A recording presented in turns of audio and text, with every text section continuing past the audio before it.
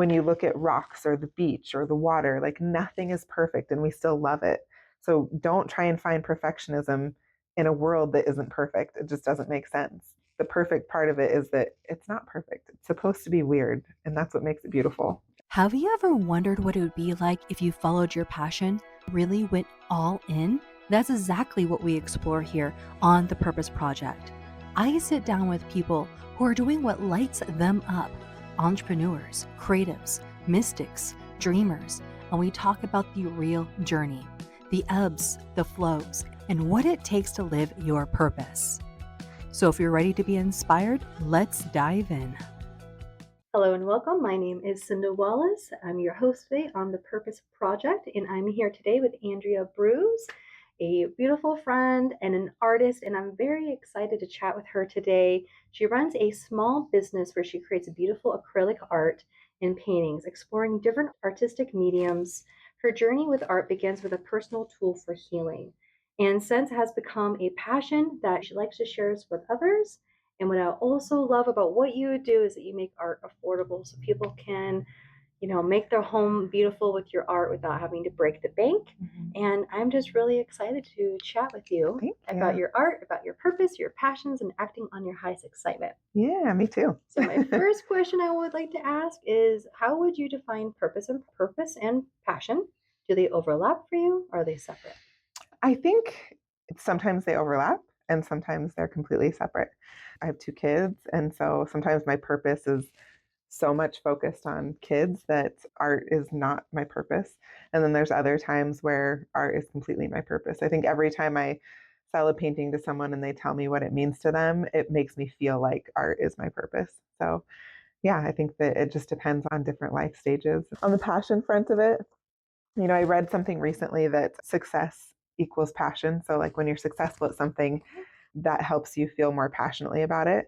And I definitely feel that with my art and with lots of other things, like with my career and relationships and with artwork. There are times where I feel like I'm just hitting it. Like every painting is coming out amazing. And I feel so much passion about it. And then there's other times where it's just a terrible painting and I'm like, I don't even know if I want to paint anymore. So there's times where I feel passionate and sometimes when I don't. Yeah. And that really makes sense. And, like what's really been fun with asking those questions, I always get different answers from different people. So I really love like what you just said about the passion and about how it being linked to success. Because like when we are successful with the things that we're doing, our brain releases the dopamine. We're like, yeah, it feels good. I want more of that.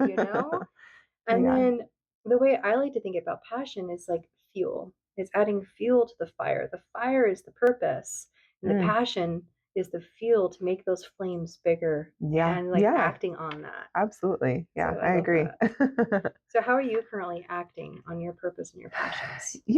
I paint almost every chance I get. Mostly it's on the weekends. I have a what I call my grown-up job Yeah. during the week. So painting kind of gets pushed off to the weekends. But years ago, I opened my own art studio and I thought that was what I was going to do for the rest of my life. And then realized that being a starving artist with two kids is not ideal. But instead of giving up on that idea, I just continued to work on it on the side. Every time I get a chance to paint, I'm painting and then trying to market my artwork as best as I can, usually on social media. Luckily, I have a lot of like repeat customers that keep my art business afloat. And it actually works better for me than it did when I had an art studio. When you have a full-time job that like when you have to do something, passion kind of burns out on it a little bit. And when you get to do something, I look forward to painting on the weekends because that's my time to like have to myself and focus and get the creativity out. So my artwork has been better since I don't have the art studio. But yeah, that's the main way that I'm focusing on it is just letting the creativity come out when it needs to instead of when I have to do it. Yeah, I really resonate with a couple different things that you said. And one of my first thoughts was that instead of completely giving up on art and pushing that off to the side, you were able to be open for it to look different. And that's like a compromise with yourself, and that's willing to be flexible instead of so like black and white, which I Mhm. think in that in itself could be a lesson.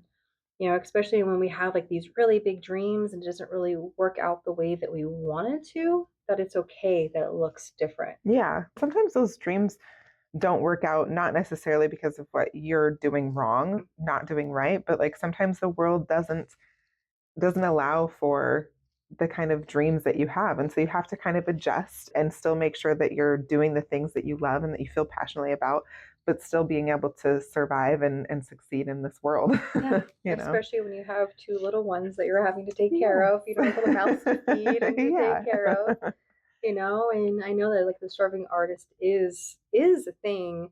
There's also very successful artists out there too, but the grind and like the work is so hard. So I can only imagine like being a parent, having to take care of them and then having to do all this hustle. And so, Yeah. but you're still able to act on your purpose and your excitements, and you're still able to share that gift with the world. I also really resonated too about what you were talking about, having to like show up to your art studio and having to do all of this work and have like kind of losing that drive. And that's actually like how this whole thing got birthed, to be honest with you. Because as you know, I've been a hypnotist for 6 years now. And this was probably about like 2 years ago. I kind of came to this fork in the road where I was like having like a midlife crisis. So it's just like, I love what I do. I wouldn't change it for the world, but that spark wasn't really there. And so I was like, oh no, am I supposed to be doing something else? I work so hard. I love what I do. And so then that's how I came to the conclusion that hypnosis is my purpose. And the passion sometimes ebbs and flows, but this is my purpose and this is exactly why I'm here. And so with it ebbing and flowing, it's like, okay, well, I need to be doing other things that spark the passion. And so currently what I've been doing is I've been getting back into animal volunteer work. So I'm like fostering, as you probably already know, like fostering and then doing some volunteer work, taking care of the animals. And so then this way I have that passion, I have that spark, and that's helping fuel my purpose when it kind of ebbs and flows. Yeah, that makes perfect sense. Hypnotism is absolutely like everything you should always do because you're amazing. Thank you. Life-changing. So yes, I'm glad that you did not decide to make a career change.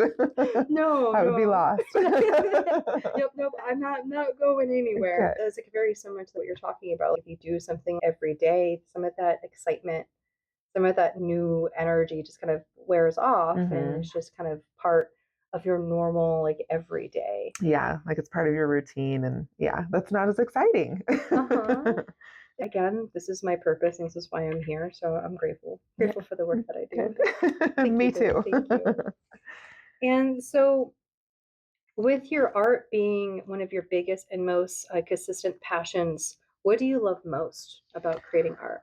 Oh gosh, honestly, I honestly don't think there's one thing that I don't love about it. From like seeing how much I've improved over the years, to me, like I can go back and look at paintings. I've been painting for I think 16 years now. I can go back and look at paintings that I did when I first started, and at that time I thought they were great, and now I'm like, ooh. But there's this journey, so that's been amazing. And just the connection that I get with people. Like there are times where, someone will buy something and they won't say hardly anything. They'll just buy it and it's just this exchange. And there's times where people will tell me why something means, like why this painting meant something to them. Like, maybe their parent passed away and they always talked about bumblebees, or, it's that connection. And I think when I first started painting, I never thought that I would sell my artwork. It was just a release for me. And then when I started selling my artwork, being able to supply people with artwork that not only rich people deserve to have beautiful things. So being able to sell my paintings at a reasonable price and knowing that people get to come home and smile when they see my painting on the wall. Like I get home, my house is decorated, and there's some things that when I look at it, I'm just like, it just makes me feel like I'm at home and it's comfortable and I love it. So knowing that I can be that part of people's lives is just incredible to me. And it's just a way that you're able to stay with them, like for as long as they keep the artwork. Like I know that I have one of your paintings in my office, a hummingbird with a red flower. And then I also have your son's first painting in my office as well. I have proudly displayed. And every time I see it, I think of you and all the connections that we've made and just your whole growth journey as well. And so That's a beautiful thing about art. It really just like inspires and it helps move us and invokes energy and feelings. And then as an artist, it's a great way of being able to channel your energy and to really help move through feelings as well too. Yeah, for sure. I'm sure you feel the same way too with like how you've connected with people. I bet when you think about how you've helped people, it just re-sparks that like, oh yes, I'm doing the right thing, I'm making a difference. And I mean, our career paths are so very, very different, but they still touch people in the same way. Yeah, absolutely. Yeah. And again, that's a beautiful thing about art is that you're able to move people in a way, you're able to help them feel something, help inspire something, be like a muse, Yeah. right? And Yeah. I do feel very similar too, like when a client has like a breakthrough or like when they hit like their weight loss goal or whatever it may be, I'm like, yes, Like you get to win in that too. yeah, Yeah. it's beautiful, beautiful co-creation. So what has started you? Like what inspired you to start this passion? So years ago, after I had my first son, I kind of battled a little bit with depression. And my mom, who I'm incredibly close with, as you know, she came over one day and brought over some canvas and some acrylic paint and was like, maybe you should try painting. Like I used to paint a little bit with my dad when I was younger. My dad's a fantastic artist.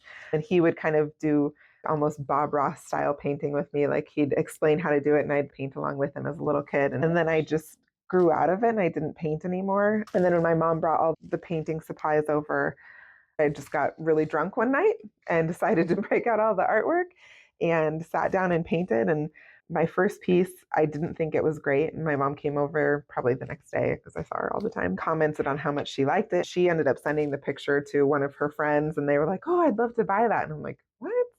And so then I just kind of like was just painting just because it sparked something in me. Like it just felt so good to paint something. And even though I didn't think it was beautiful at first, my mom thought it was beautiful. And that was kind of that idea of like every beauty's in the eye of the beholder, just because I didn't love it doesn't mean that someone else won't. And so I just kept like pouring myself into it. And eventually I just felt better and better and better. And I was creating something beautiful. And even if I didn't think it was beautiful, someone else did. And that piece was a piece of me and someone else thought it was beautiful. And so it just pulled me out of this really dark space for me at some point that completely flipped around for me. And painting now it's not just something I do to bring me out of depression. It's like I paint better when I'm happy now. Like in the springtime, I paint, like I can't stop painting flowers and trees. And, so it's weird the transformation that it's taken because it originally was I painted just because I was depressed. And now it's like I paint because I'm happy and life is wonderful. So, yeah. Do you remember what your first painting was? I'm not 100% sure, but I'm pretty sure it was a saxophone. Oh, interesting. Yeah, I used to Okay. paint a lot of musical instruments when I first started. So I'm pretty sure that's what it was. I'm not 100% sure, but Okay. Do you remember why, like, you would paint with musical instruments? I have no idea. I Okay. have no clue. I love music. I listen to music when I paint. So Okay. I don't know if it was just I don't know. Yeah. But that's the thing though, like when you're sitting down and you're starting to paint, like don't think about it too much. Like just paint whatever feels and sounds good in the moment. Even if it's just making some mess, doing some scribbles or like whatever it may be. I think that a lot of people that are trying to get into art or they think that they're not an artist, I believe that everyone is an artist. There's different types of art. And so just because painting is not your thing, maybe macrame is. If macrame is not your thing, maybe it's going to be picking up a musical instrument. If that's not a thing, maybe it's going to be, I don't know, computer art. Just even getting kind of weird about it that even like there's an artist that made this cup. There's an artist that made this table. Right? There's an art to literally everything we do as humans. Like, and I think everybody needs to remember that just because it's not the traditional art, you can create art in so many different ways. And I think that's really empowering too when we can like really see ourselves as an artist and that we have the power to create and that it's okay if it looks different or if it's different from other people because we need all forms of art, right? Yes. The world would be so boring if all the art was the same. What is your favorite thing to paint? I have a wild obsession with trees. So if you were to look through, which I probably have like over 800 different paintings I've done in the last 16 years, I'd say Close to half of them are probably trees. I love trees. I've spent a lot of my free time out in nature. I love hiking because I love being around trees. So a lot of my paintings end up being trees. I've gone on a little like mushroom fixation for a while too. So mushrooms and trees are probably my top two. And naked ladies. I like painting naked ladies a lot too. I think trees could be very whimsical, very fun. I think they can definitely invoke a lot of different feelings. Same thing with like a naked woman as well too. There's like so many different fun ways of being able to, tap into that beauty. And I mean, mushrooms are just fun guys They're anyways. adorable. Yeah. And I love how you spend so much time out in nature because I know that you love hiking and allowing nature to be like your own muse and allowing nature to be the inspiration. Yeah. If I ever sit down and I'm not really sure what I want to paint, usually a tree comes out at the end. Like that won't always be my intention at the beginning, but something about being out in nature and hiking makes me feel so grounded, and painting also makes me feel so grounded. And so those two things just end up colliding a lot of the time. So that's really interesting. So when you feel like you're experiencing some type of block, that you will start painting a tree and that helps you kind of just get into the flow of it. Mm-hmm. And then do you find yourself like leaving the tree there most of the time, or do you end up painting over the tree? Or I can honestly say I don't think I've ever painted over a tree. Okay, I love And there's that. been times where I've painted over paint, like if something doesn't sell for a long time, or if I decide ultimately that I'm not a huge fan of the piece, I'll paint over it. But trees, there's something about it I never paint over. And obviously, my mom is by far my biggest fan. So usually, if there's a painting that doesn't sell, my mom would be like, "Well, I'll take it." So my mom and dad's house is covered in tree paintings too. It's like an Andrea gallery there and everything. Absolutely. And like also too, like going back to Bob Ross, Bob Ross is like paint a happy little tree. So there's some like Bob Ross like inspiration there too. Absolutely. Oh, I love that. So when you do experience like a painting block, because I think that's a huge thing that a lot of artists experience, even myself, because I dabble with art. I've taking many years of art class, and so besides painting like a tree, like what do you have any other ideas or suggestions for helping someone like break through those artist blocks? Yes. I don't know if every artist would agree with this, but step away, like take a break. If you are not feeling passionate about what you're doing, it's okay to leave it for a little while. I've taken times where it's been 6 months in between times that I've painted, and I always find that I come back stronger.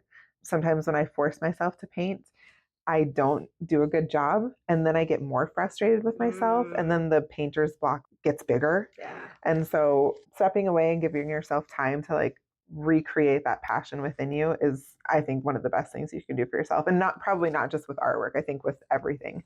It's okay to not be amazing sometimes, And I think that really goes into being kind and compassionate to ourselves, not beating ourselves up, and that it's okay to put a pause on things. I don't know if you saw my art, my tiger that I finished last year, but like I started this tiger. It's a huge canvas. It's like probably one of the biggest canvases I've ever done, like as tall as me. And so I started this tiger back in like 2016, and it just wasn't going the way I wanted to go. I was kind of blaming it on my paints because I don't think I had like the best paints at that time. And I just got so frustrated with it. But instead of just yeeting it and just tossing it to the side, like it lived in my art closet for years. And then it was last year I was going through, I was doing this huge purge on my house. And I was going to throw it away because it was just there. I was like, oh, maybe I could paint over it, but I don't know. And my friend, he was like, no, you could totally save this. Like it's like you could do it. This is fixable. I'm like, and I'm so glad that I did because it turned out really, really well. And so I have it now hanging up in my living room. Oh, good. You have to show me a picture of it at some point. Yeah, I would love to. It's just like this tiger, and the tiger's looking up, and it has like an Om symbol on his forehead. Then it has like this third eye, like a little beam, like It shooting sounds out. incredible. And I have like a little heart, like a little tiger stripe heart, and like all the things. Yeah, it was. I'm really happy that I finished it, and like for me, that's a symbol that like like being able to follow through and do difficult things and being able to trust in the process. And Mm-hmm. sometimes there's going to be an ugly phase, and it's going to be a phase that we don't prefer. But if we can follow through, stick with it, take a pause, step away. I stepped away for like almost 10 years. Hey, you know what? That's exactly what you needed, it sounds like. Yeah. But then I came back and I finished it, and it felt so satisfying. Yeah. And too, I think, you grow as a person and you change and you develop all these new skills. Even when you don't think you're developing new skills, you are. So a 10-year time frame, you're a completely different artist than you were back then. So yeah, that's awesome. That's absolutely true. I've been thinking about doing another painting. I don't know if it's going to be color pencil or if it's going to be acrylic, but doing an anglerfish because of the Oh whole my story with the gosh. anglerfish. So I've never heard of that story. And I was scrolling through whatever social media just recently, and I saw someone that did that, and they said it was based on the story that they read. So I need to read that. Anglerfishes are amazing. I did a report on them when I was in like third grade, and I'm obsessed. That and Ringo Starr. Those are like the two things that I remember from elementary school. I love that Ringo Starr. Like, what a trooper. This is a little off track, but what's really interesting about anglerfish, that anglerfish is like one of my first fears. Like I've Really? ever experienced. They are creepy, but amazing. I have appreciation for them now. This is probably one of my earliest memories too. It was like first grade. I was like flipping through a magazine, an animal magazine. I got to the ocean part, and I love ocean animals. I opened up the magazine, and then there's this huge anglerfish, both sides. I literally screamed in class, like through the magazine. And like for a long time, every time I was going to go in water, I was like, because I thought these fish were huge, But anglerfish conversations don't happen all the time, and True. we don't really see them on TV. It's not like a very common thing. So like little Cyndal kind of forgot about it for the longest time. Up until just like 2 weeks ago, with this little sweet little anglerfish like swimming up to the surface. And like there's been so many poems and artwork and just all of these things about her. So like I felt really torn because there's a part of me that's like crying for her and having empathy for her. Yeah. But then this other part of me, like a little 7-year-old Cyndal's like, fear. what are we doing? So it's been this really interesting like little duality within myself. Then painting it might be like the key. Yeah. This is actually like a little bit on the esoteric side, but I'll share it anyway. So like I go on shamanic journeys, which I think we've talked about that before. That's right, butterfly. And so I hosted a sound bath just on Saturday. And so when everyone in the audience was going on their own journey, my friend was playing the bowls. I'm like, you know what? I'm going to go journey. I'm going to go connect with the anglerfish. I'm going to go see what's up.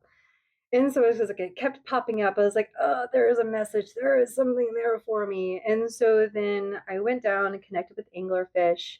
And there she is, this pitch black, a little bright light. And basically, the message that anglerfish had for me is that she is here to be a guide if I choose to help shine a light on the deepest, darkest parts of myself that I don't like, the deepest, darkest parts of myself that scare me, that are like really fearful. And she is here to help shine a light on that, to bring it up to the surface, to basically transmute it and to release it. So it's like, oof. Okay. That's a good journey. Yeah. That's amazing. So I have been thinking about like painting an anglerfish, and like I vote that you should. And also you too. That could be fun. I might, yeah. I think that would be good. There's so many different fun things you could do with like a little lantern or something like that. I don't know. There's like so many different fun creative that ways. would be fun. All right, we'll do it and we'll share each other. There you go. I love that. So, you were talking about how art was able to help you, through this depression. I really love too that journey of how you went from creating from a depressed place to now painting from a place of joy. And because that's so flip-flopped for a lot of artists. But I also think that really shows like in your art too. So when you were going through the mud, like how did you find that creating art was helping you through like the depression? Honestly, I think it was such a, what's the word I'm looking for? it wasn't like this huge epiphany. It just felt like all of a sudden I was feeling so much better. I didn't even realize that I was the happy painting girl until I was in my first art show. And this was a long time ago. I can't even remember how many years. I was in one of the terrain art shows. And at the artist reception, I went to the artist reception. I'm so excited. And I get there and I'm walking around looking at all the artwork. The artists there are just mind blowing. They're incredible. And all of the artwork was kind of like a little dark and just passionate and amazing. And I had someone come up to me, and this lady goes, "You're the girl that painted the flowers, aren't you?" And I was like, "Yeah." How could you tell? I was wearing like a pink mini skirt, and she was like, "You just look like the girl that probably painted the flowers." And at that point, I like realized, like, oh, I'm not like a sad artist. Like, I'm a very happy artist. So it just, I don't know when the transition happened, but it did. And that was the first time that I came to the realization. It was probably, my youngest son's 12, and that was before I had him. So I think it was probably 13 years ago. And discovering this about yourself, did that end up having an influence on you as a person, as a whole at all? I think so. I think even though we don't really like to admit it, sometimes we inadvertently live up to people's expectations. So if people are seeing me as a happy artist, like I just became that. It's kind of been how I've been painting since then. Like, I mean, every once in a while you'll see a dark painting of mine, but for the most part, it's very happy things. And I think that's why when I sit down to paint, I feel happy. So I like that transformation within me. And I think it's one of those times where it's healthy to live up to those expectations. Mm-hmm. It's not always a bad thing to mimic what people think of you. So it works for me. I like when we do art, when we write, or anything like that, we're really like imprinting like energy into it. I just really love how you're imprinting love and joy and happiness. I also think the darker art, helping people move through grief and sadness, also has a place. They both have a place. But I think it's really interesting being able to imprint this love and joy onto the art. Yeah. So if someone was wanting to do art, but they don't really feel that they're an artist, like what do you have, like any ideas or suggestions for them so then they can start picking up the paintbrush or start having the courage to go explore different things? Yeah. I mean, there's so many different types of art. Just because you don't paint or play an instrument doesn't mean you're not an artist. There are so many different things that you can do. Just keeping that in mind every time you try something new, think of it as an art form. I mean, like I said, I hike all the time. The people who do that trail work and keep the trails clean, and I think those are artists. Like, they're making this beautiful landscape for us to be able to go out on. Art is in so many different forms. The other thing I would say too is, when you paint something or when you create something, just because you don't think it's amazing, you're not the judge and jury. Like, art is it's so personal to the person that it connects with. And maybe it doesn't connect with you, even though you're the person that created it. But if you show it, it might connect with someone and they'll see it, and that'll be just the thing that they've been looking for. So give everybody an opportunity to see what you've created, and give everything that you've created an opportunity to be seen. Don't give up on yourself. Oh, I love that. I love that. My first comment is something fun I like to do, like when I do go hiking, is I like to like collect leaves and rocks and sticks, and I like to make nature art. And like some moss, and so like make like fun like little spirals. Sometimes I'll do hearts and like leave a little positive message, so then when someone else stumbles upon it, they find it. That's amazing. I love that. It's fun, just being able to like spread that. One of the last hikes I went on before it got cold and wintry and stuff like that, I was up at Knothead. I think I told you about Knothead. You told me about Indian painted trail. Yeah, that one. So the Indian painted trail is a lower trail, and Knothead is like 10 miles, and it's like switchbacks, and it's a journey. And I was walking, and I looked down, and I found like a little like Finding Nemo, like little painted rock. I was like, oh, cute. I didn't take it. I left it there for the next person and everything. But it's just like, that's the fun thing that art does. Yes, it just makes you smile and like, oh, I love that. Just sprinkles love everywhere. My second question / comment to what you're saying is like perfectionism. I think that a lot of times as an artist that we hold on to this outcome of how we want it to be. Mm-hmm. And if we don't grow through the ugly phase, then we're like, I don't want to do it. So for individuals that might be experiencing perfectionism, do you have any advice or suggestions for that? Heck yeah. So, and I know it's hard to look past when you're a perfectionist, but if you stop and take a look at the world around you, literally nothing is perfect, but we still think it's beautiful. Yeah. Like I said, I'm obsessed with trees.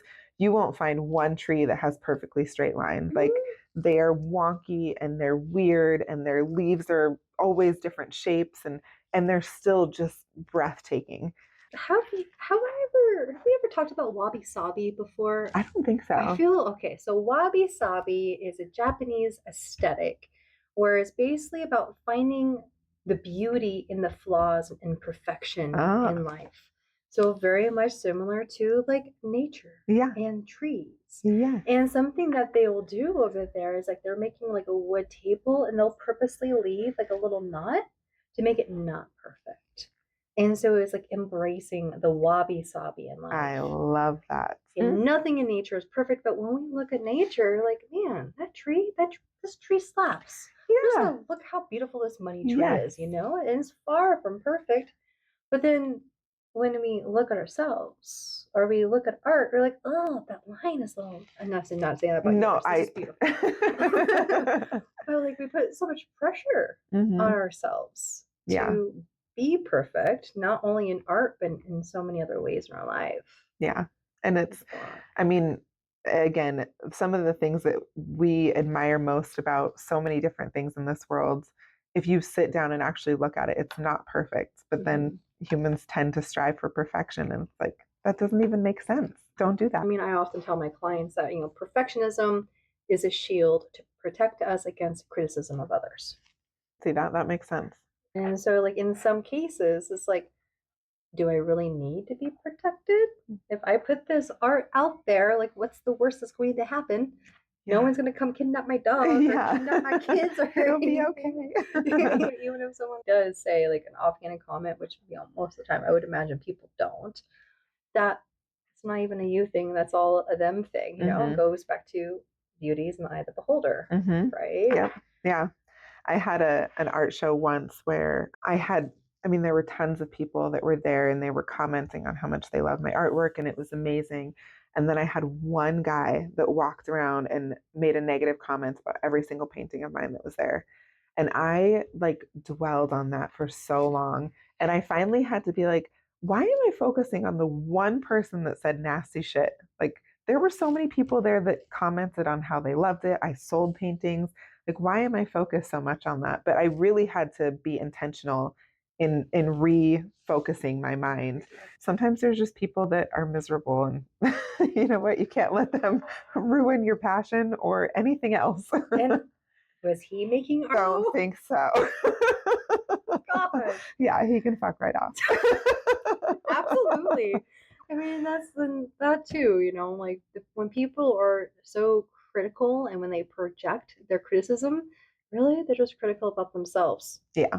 I can only imagine the thoughts he has when he's trying to go to sleep at night. Yeah.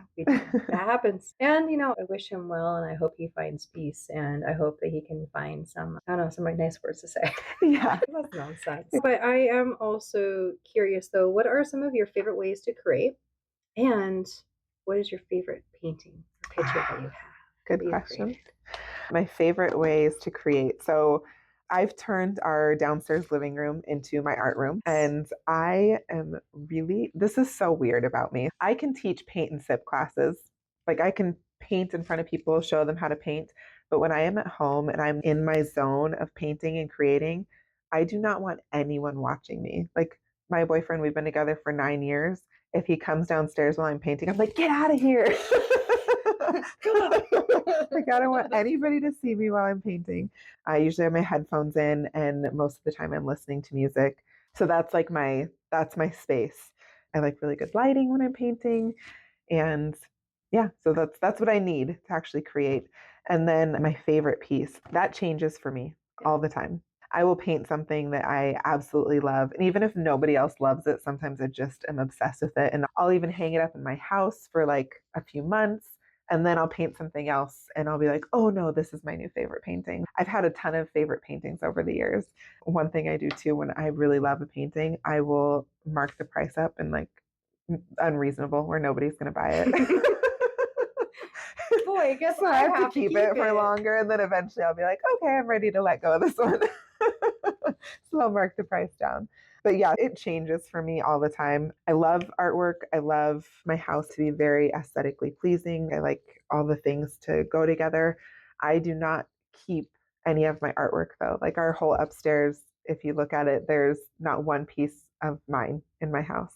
I have other artists' artwork in my house, but I don't have any of my own in the area where people will see it. It's all in my art room. So sometimes like the pieces that I love, I'll hang it like right in front of my face where I'm painting and it'll stay there for a while until I'm ready to sell it. But yeah, so lots of different favorites, but not just one. And also being able to support other artists and being able to have other artists' artwork hanging in your house as well too, and then being able to have your artwork go off into the world as well too. I'm curious though, what kind of like art modalities like have you dabbled in? So we've talked to like mostly about like acrylic. What are some other art? I dabble in a lot of different things, and I go through like spurts. So I do wood burning, love wood burning, but I will do it for like a month every day and then I don't do it for like a year. Okay, valid. I have a Dremel, so I do like the Dremel on wood. During Christmas time, my mom loves Christmas, so I do a lot of different Christmas crafts. I do not like Christmas decorations. I like making them, but I don't like having them. So like I'll make a bunch of stuff and then I'll give it all to her. So yeah, a little bit of everything. I love doing a lot of different things, but painting is the only thing that like I consistently do throughout the year. Like I said, with other things, I'll like do it a lot and then I won't do it for a really long time and then I'll pick it back up. But I have all the tools. Like everyone in my family knows that I love art, so they'll buy me things. I have like an amazing saw that my boyfriend got me, and I'll do wood cutting and like I made my mom like a planter for one of yeah, I do a lot of different things. Oh, I love that though, because then like I was like, man, I feel like making something, but I don't necessarily feel like drawing. So like, what can I do? Yeah. And then being able to have all these different choices at your arsenal is pretty cool. Yeah, you do a bunch of different art though too, don't you? Because you made like was it an octopus clay? Yes. Yeah, a little clay octopus that could like hold onto a paintbrush, and yeah. I painted him and everything. So yeah, I've been getting into doing clay. Do you have to like fire that, like put it in the oven? Okay. So there's two different types. So there's the type where it will air dry. You have to go kind of quick with that though too. And then there's the other one that you put into the oven and you just bake it and everything. I personally like the one where you bake it because you have a little bit more time to like mess around with it instead of like racing against the clock or like, oh no, I can't get it. Yeah. I've taken about 9 years of like art schooling like under my belt. I was going to go to college for art. Really? I don't think I knew that. Yeah, I was going to go to college for art. I actually got accepted to the Seattle Art Institute in my senior year in high school. And then my mom was like, no, we can't do that. Starving artist. So, but my idea was to become an art therapist for kids. Oh, yes. Because I wanted to become a therapist since I've been in middle school. And so then I was like, oh, how cool would that be to like do art, because art helps us express what words just can't. And being able to help kids be able to process their emotions using the power of art. And so I held on to that for the longest time. But now, like when I do work with kids, like we incorporate a little bit of art and everything. I mean, I do painting, chalk pastel, I've done macrame, I've done photography, I've done stained glass work as well too. Done basket weaving. I've done a little bit of everything. Yeah, that's neat. And then you can find like what are the things that you're just kind of more so like naturally gifted at, and then what are the things it's like, oh, is that really my cup of tea and everything. And this makes me think about years ago. This was probably like more than 10 years ago. My best friend Bree and I were making dream catchers, and I've never made a dream catcher before. Neither has she. And so we're like, oh, let's do this thing together. And I was able to pick it up a lot quicker than she did. And I think it's because I already have like macrame like experience. Yeah. And so she was getting kind of frustrated because she was comparing her work to mine, and so do you have any words of advice for someone who often compares their work to others and kind of blocks themselves? Yeah, I mean, I think that that's really easy to do as an artist, like to look at someone else's and be like, oh, mine isn't as good as theirs. But like I said earlier, we aren't all supposed to be the same. Yeah. And if all art was the same, if we were all the same skill level, it would be really boring. So I think just being able to appreciate what you're good at and appreciate what someone else is good at. Like there's times where I've gone to, like I go to a lot of farmers markets and arts and crafts shows and all those kinds of things. And I see artists that are just incredible and their detail is incredible. And I can recognize that and think that they're an amazing artist and also know that I'm an amazing artist. Like we can both be amazing. And if you find an artist that you envy or someone that you think is incredible at their craft, promote them, share their stuff. Art is a really, really difficult area to be successful in, financially successful in. So when you find someone that you think is better than you, instead of thinking that they're better than you, just think that they're amazing, share their stuff, and maybe they'll share yours too. Share each other's joy and passion for the craft. Yeah. I mean, and I think that as a business owner, just in general, one of the best ways to support any entrepreneur is to share their stuff. Yeah. To talk about it, to share it, to engage, as I like to say, make a sacrifice to the algorithm gods, by sharing, by commenting, by all that stuff, and that doesn't cost anything either. Yeah. And all it takes is just sharing it to the right person, and then someone sees it, and they're like, oh yeah, I need that in my life. And that could be like a whole like transformation for them. Yeah. And I can't remember if I shared this with you or not, but when I first came and saw you as a patient, or I don't know, client, not patient, client, I was a little embarrassed at first to tell my friends that I had gone to see a hypnotherapist. Yeah.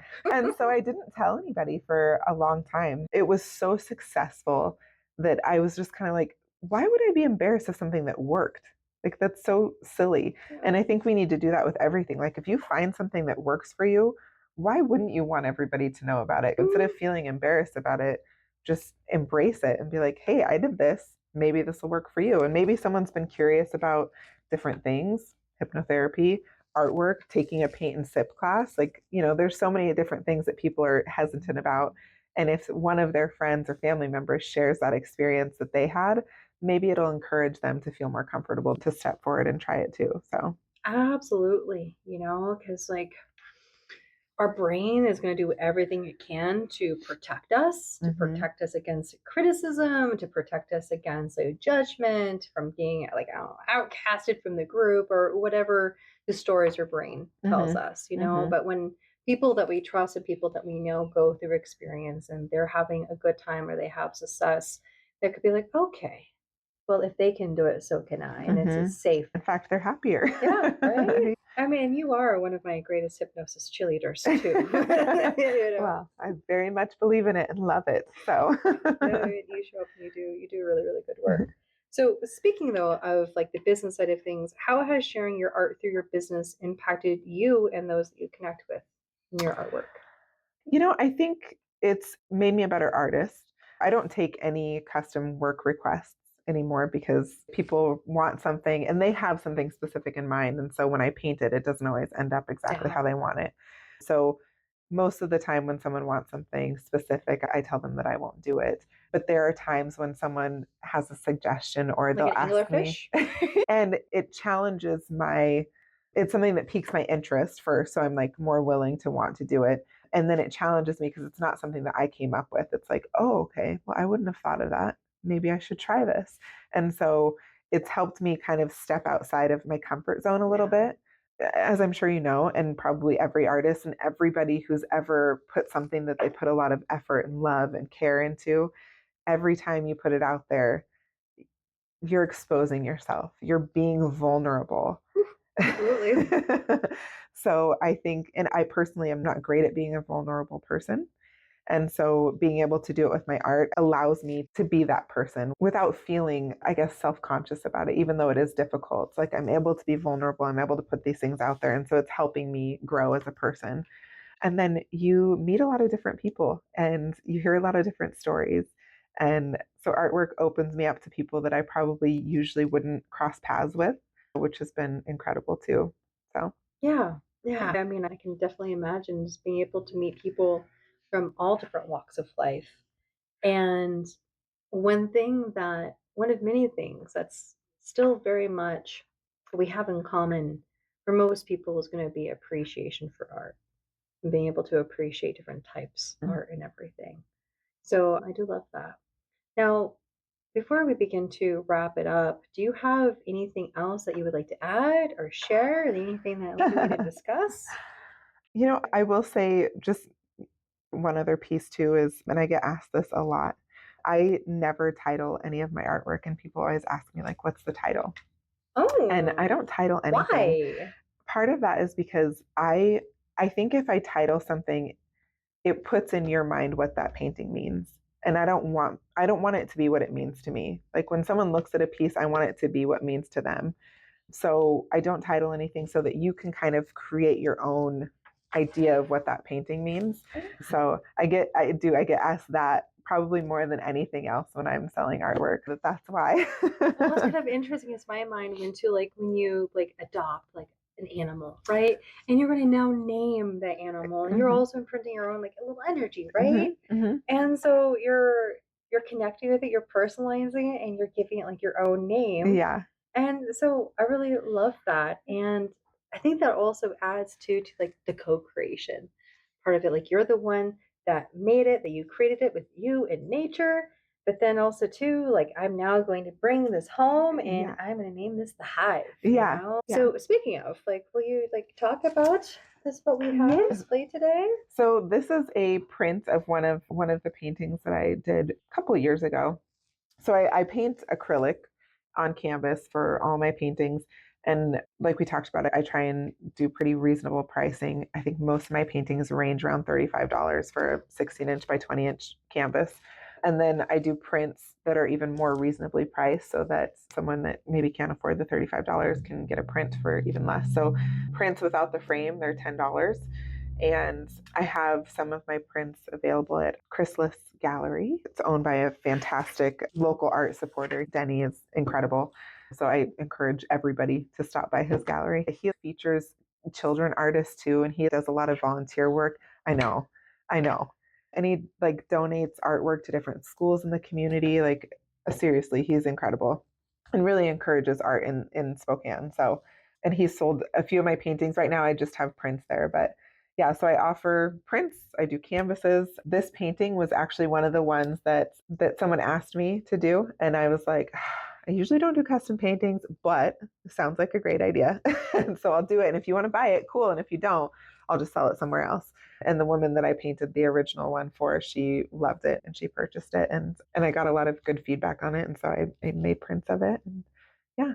I love that. When I chose bee because bee with like my really close friend group, bee is our spirit animal, Oh. and so like a little hive, and I Yeah. just love bees because they're kind of a big deal. Without bees, we don't have chocolate, we don't have all these other good things in life, Yeah. not coffee, so we need to protect the bees. Yeah. And I love how bees are also a symbol of like community and just like and how they dance to give directions as Yeah. well too. So it's so many different They're fun cute. things. So let's also kind of show some Yeah. of your other ones here.